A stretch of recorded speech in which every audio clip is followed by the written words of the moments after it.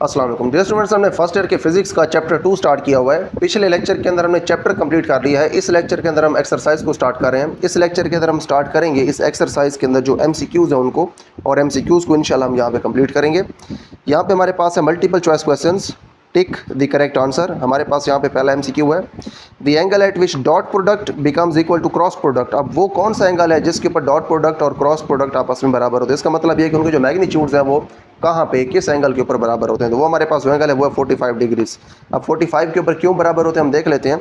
हमारे पास जो dot product है, फॉर एग्जांपल हमारे पास दो वेक्टर्स हैं u और v, इनके दरमियान है डॉट प्रोडक्ट। इनका जो डॉट प्रोडक्ट का मैग्नीट्यूड होता है हम जानते हैं u v, यानी कि u का मैग्नीट्यूड v का मैग्नीट्यूड, और साथ होता है हमारे पास कॉज ऑफ थीटा। अगर हम यहाँ पे थीटा पुट करते हैं 45 डिग्रीज, तो 45 जो है उसका जो कॉज है हम जानते हैं वो होता है 1/√2। ठीक है।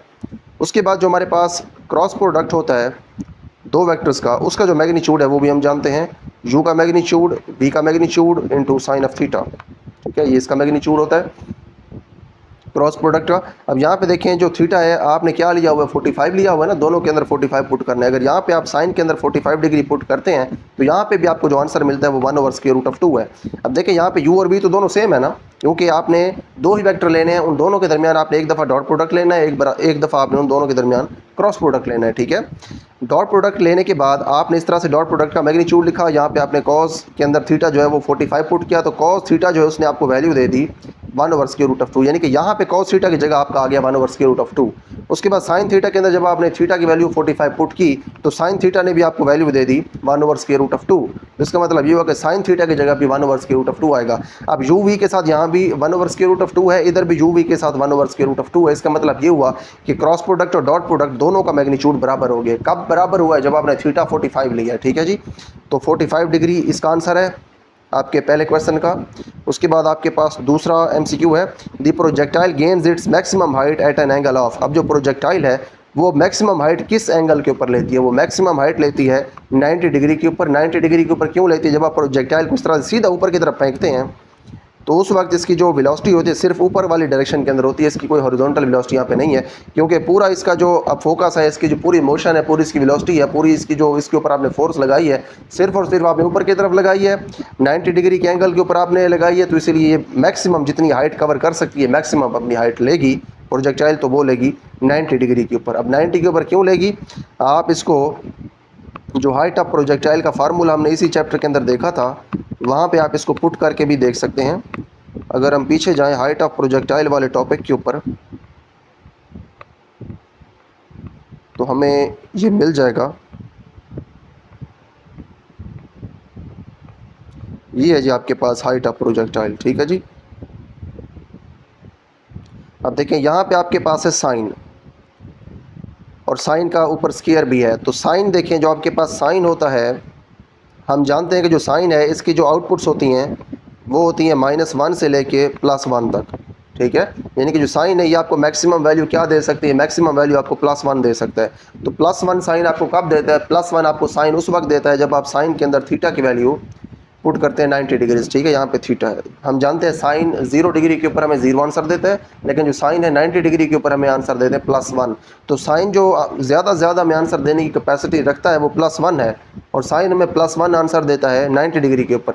तो जब यहाँ पे आप +1 पुट करेंगे साइन स्क्वायर की जगह पे, यानी कि साइन की जगह +1 पुट करेंगे, उसके जब आप स्क्वायर लेंगे तो आपको यहाँ पे मिलेगा +1। ठीक है, आप कोई और एंगल पुट करेंगे तो आपको 1 से छोटी वैल्यू मिलेगी, यानी कि डेसिमल के अंदर आपको वैल्यू मिलेगी, और डेसिमल वाली वैल्यू को जब आप स्क्वायर लेंगे तो वैल्यू मजीद छोटी हो जाएगी, और उस वैल्यू के साथ जब आप इन सबको मल्टीप्लाई करवाएंगे तो आपको जो हाइट है वो कम देखने को मिलेगी। इसका मतलब ये हुआ कि जब आप थीटा की वैल्यू 90 पुट करते हैं तो उस वक्त यहाँ पे आपको 1 मिलता है, जिसकी वजह से यहाँ पे आपको मैक्सिमम आंसर मिल सकता है।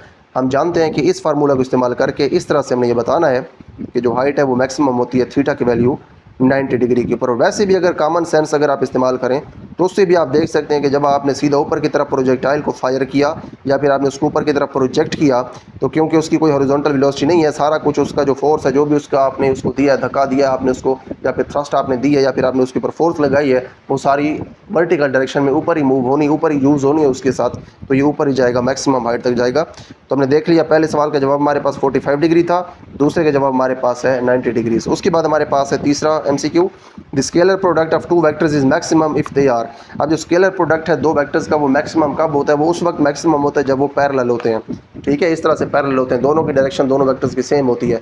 जब दोनों वेक्टर्स की डायरेक्शन सेम होती है तो उनके दरमियान एंगल होता है 0 डिग्री। तो अगर आप जो डॉट प्रोडक्ट है, जो स्केलर प्रोडक्ट है, इसको आप डॉट प्रोडक्ट भी कहते हैं। स्केलर प्रोडक्ट का अगर आप मैग्नीट्यूड देखें तो ऐसे होता है u डॉट v, ये दो आपके पास वेक्टर्स हैं, ये होता है u का मैग्नीट्यूड, v का मैग्नीट्यूड और कॉज ऑफ थीटा, ये हम पहले देख चुके हैं। अब जो कॉज ऑफ थीटा होते हैं हमारे पास, यहाँ पे अगर आप देखें तो थीटा की वैल्यू आप क्या पुट करें तो आपको कॉज मैक्सिमम आंसर दे सकते हैं। कॉज जो है ये भी आपको वैल्यूज उसी तरह से देता है जैसे साइन देता है। कॉज आपको वैल्यूज देता है -1 से लेके +1 तक। तो +1 मैक्सिमम वैल्यू कॉज आपको उस वक्त दे सकता है जब आप कॉज के अंदर जो थीटा है उसकी वैल्यू आप 0 पुट करें। ठीक है, यहाँ पे जब आपको +1 आंसर मिलेगा तो आप जब +1 को इधर मल्टीप्लाई करवाएंगे तो आपको डॉट प्रोडक्ट का आंसर मैक्सिमम मिलने वाला है। लेकिन अगर आप थीटा के अलावा कोई वैल्यू पुट करते हैं तो जो कॉज ऑफ थीटा है ये फिर आपको 1 से छोटी वैल्यूज़ देगा। जब 1 से छोटी डेसिमल वैल्यू जब आप यहाँ पे यूज़ करेंगे थीटा की कोई और वैल्यू इस्तेमाल करने की वजह से जब कॉज आपको डेसिमल वैल्यू देगा, आप जब उसको इसके साथ मल्टीप्लाई करेंगे u और v के मैग्नीट्यूड्स के साथ तो आपको कम वैल्यू देखने को मिलेगी। तो इसलिए हम कह सकते हैं कि जब थीटा की वैल्यू 0 होती है तो उस वक्त कॉज थीटा 1 आंसर देता है, मैक्सिमम आंसर देता है। इस वजह से थीटा की वैल्यू 0 होने की वजह से हमें जो डॉट प्रोडक्ट है वो मैक्सिमम मिल सकता है। इन अदर वर्ड्स जो दो वेक्टर्स हैं जब वो पैरेलल होते हैं तो उस वक्त हमें डॉट प्रोडक्ट उनका जो है या फिर जो उनका स्केलर प्रोडक्ट है वो मैक्सिमम मिलता है। तो पैरेलल इसका आंसर है। ठीक है जी, उसके बाद नेक्स्ट हमारे पास है the range of projectile is same for two angles which are mutually. किन दो एंगल्स के लिए जो रेंज ऑफ प्रोजेक्टाइल है वो सेम है, विच आर म्यूचुअली यानी कि आपस में वो क्या हो एंगल्स। ठीक है, इसको मैं दोबारा बता देता हूँ। The range of projectile is same, जो प्रोजेक्टाइल की रेंज है ये एक जैसी होती है फॉर टू एंगल्स, उन दो एंगल्स के लिए विच आर म्यूचुअली जो कि आपस में हैं। वो आपस में क्या है, परपेंडिकुलर हैं, कंप्लीमेंट्री हैं, सप्लीमेंट्री हैं, वो क्या हैं। ऑप्शंस जो है इन सब ऑप्शंस को हम समझ लेते हैं। परपेंडिकुलर का मतलब ये है कि दो आपके पास एंगल्स जो है वो 90 डिग्री का है। ठीक है, अच्छा ये 90 डिग्री है क्या मतलब, ये अगर आप देखें और ये लाइन देखें, दोनों लाइन से एक दूसरे के साथ कितना एंगल बना रही हैं 90 डिग्री से। ठीक है, अब देखिए 90 डिग्री के ऊपर प्रोजेक्टाइल फेंक रहे हैं, क्या मतलब है, एक प्रोजेक्टाइल आप इधर फेंकें, इसकी अगर डायरेक्शन है तो दूसरी डायरेक्शन क्या बनती है, दूसरी जो इसके परपेंडिकुलर डायरेक्शन है वो ये बनती है। इसका मतलब दूसरी प्रोजेक्टाइल फिर आपको इधर फेंकनी पड़ेगी। ठीक है, अब ऐसी भी नहीं है। उसके बाद सप्लीमेंट्री एंगल्स जो हैं वो होते हैं जिनका सम हो 180 डिग्री। ठीक है, उसके बाद कंप्लीमेंट्री एंगल वो होते हैं जिनका सम हो 90 डिग्री, और 270 डिग्री तो वैसे लिखा हुआ है। हमने यहाँ पे बताना था म्यूचुअली वो एंगल आपस में क्या हो, तो 270 यहाँ पे वैसे भी रेलिवेंट नहीं बनता। परपेंडिकुलर जो है उस वक्त भी हमें रेंज सेम नहीं मिलती। सप्लीमेंट्री जो है 180 डिग्री अगर दोनों एंगल्स का सम हो तो उनके लिए भी हमें रेंज बराबर, उनकी रेंज हमें सेम नहीं मिलती।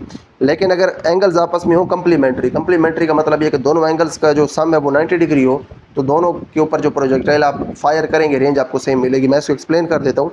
यहाँ पे अगर आप प्रोजेक्टाइल पहले इस तरह से छोड़ रहे हैं, यहाँ पे आपके पास अगर एंगल है 30 डिग्रीज, ठीक है, और उसके बाद अगर आप यही प्रोजेक्टाइल छोड़ते हैं 60 डिग्रीज़ के ऊपर, ठीक है, ये प्रोजेक्टाइल फिर आप छोड़ते हैं 60 डिग्रीज़ के ऊपर, तो उसके बाद दोनों की जो रेंज है वो बराबर होगी।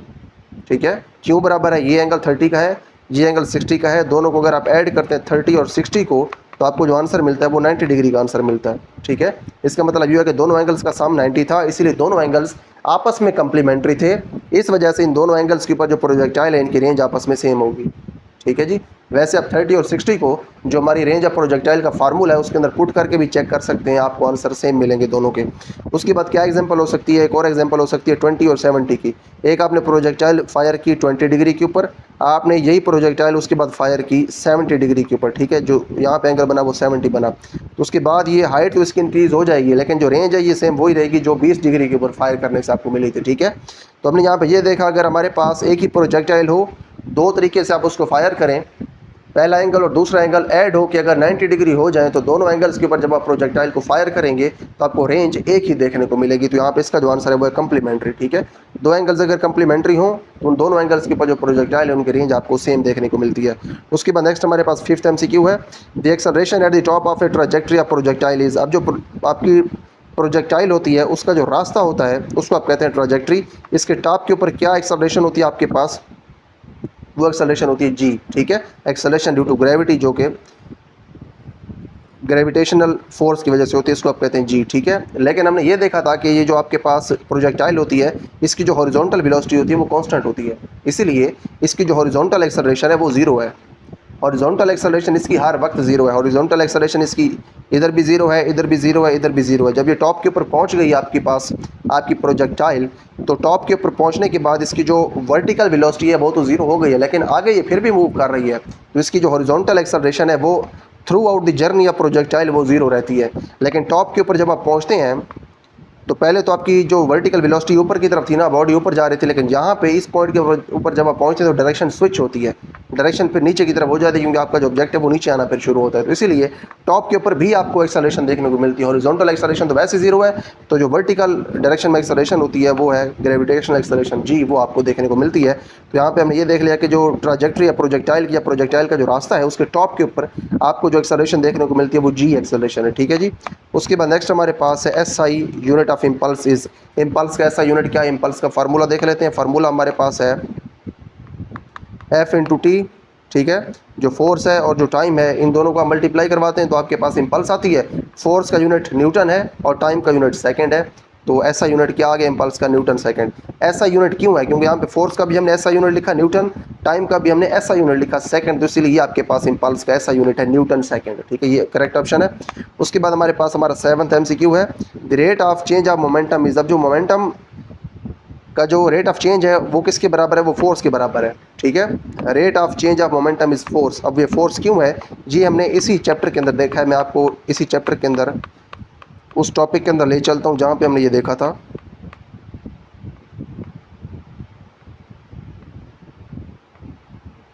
हाँ जी, ये देखें, ये देखें, ये आपके पास है rate of change of momentum, ठीक है। ये rate of change of momentum है। रेट ऑफ चेंज इसको क्यों कह रहे हैं, ऊपर तो चेंज लिखा हुआ है ना, final momentum minus initial momentum, ये तो है मोमेंटम का चेंज, लेकिन इसके नीचे टाइम भी तो लिखा हुआ है ना, ये इसीलिए time rate of change of momentum, और ये किसके बराबर है, ये फोर्स के बराबर है, ठीक है जी। तो इसका जो जवाब है आपके MCQ का वो है फोर्स, ये फोर्स के बराबर है। जवाब हम इसका टिक करते हैं एक्सरसाइज के अंदर जाके। हाँ जी, जी है जी। The rate of change of momentum is, जो मोमेंटम का रेट ऑफ चेंज है वो बराबर है फोर्स के, तो ऑप्शन ए जो है वो यहाँ पे करेक्ट है। उसके बाद हमारे पास हमारा क्वेश्चन 8 है, 8th MCQ, as rocket moves upward during its journey. अब जो रॉकेट है जैसे जैसे अपनी जर्नी के दौरान, अपने सफ़र के दौरान ऊपर की तरफ मूव करता है, then its acceleration goes on. अब इससे एग्जैक्ट पिछले लेक्चर के अंदर हम ये बात कर चुके हैं कि इसकी जो एक्सेलरेशन है वो बढ़ती जाती है, ठीक है। अगर आपका रॉकेट कांस्टेंट स्पीड के साथ या कांस्टेंट वेलोसिटी के साथ ऊपर मूव करता तो उसकी एक्सेलरेशन तो जीरो हो जाती ना, लेकिन हमने ये पढ़ा था कि जो वेलोसिटी है रॉकेट की वो बढ़ती ही चली जाती है। जब वो बढ़ती ही चली जाती है तो उसका मतलब है एक्सेलरेशन भी बढ़ती जाएगी। तो इसीलिए हम ये कहेंगे as rocket moves upward during its journey, जैसे जैसे रॉकेट अपनी जर्नी के दौरान ऊपर की तरफ मूव करेगा, then its acceleration goes on increasing, तो इसकी जो एक्सेलरेशन है वो भी बढ़ती जाती है, क्योंकि वेलोसिटी बढ़ती जाती है, वेलोसिटी बढ़ने के साथ साथ एक्सेलरेशन भी इसकी बढ़ती जाएगी साथ साथ। अच्छा जी, उसके बाद नेक्स्ट हमारे पास है हमारा लास्ट MCQ 9th MCQ हमारे पास है इलास्टिक कोलिजन इन्वॉल्व्स। अब जो इलास्टिक कोलिजन है ये क्या इसके अंदर होता है, loss of energy, loss of energy नहीं होता, गेन इन एनर्जी नहीं होता। Loss of energy, gain in energy ये किसी भी टाइप की कोलिजन में नहीं होता, ठीक है। जो एनर्जी होती है टोटल एनर्जी, ये हर तरह की कोलिजन के अंदर कंजर्व होती है, सिर्फ काइनेटिक एनर्जी तब्दील होती है इन इलास्टिक कोलिजन के अंदर। लेकिन यहाँ पे तो बात हो रही है इलास्टिक कोलिजन की, तो इसलिए यहाँ पे जो काइनेटिक एनर्जी है वो भी कंजर्व रहेगी।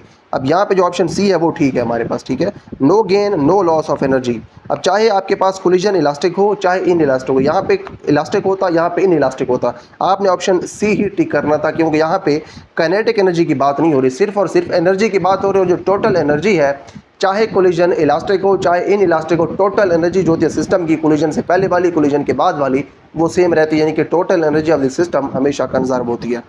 तो ऑप्शन सी यहाँ पे ठीक है, no gain no loss of energy. अब जो एनर्जी है ना उसके अंदर कोई इजाफा हुआ है ना ही उसके अंदर कोई लॉस हुआ है, ठीक है जी। तो ये आपके पास जो MCQs थे ये सारे कंप्लीट हो गए हैं।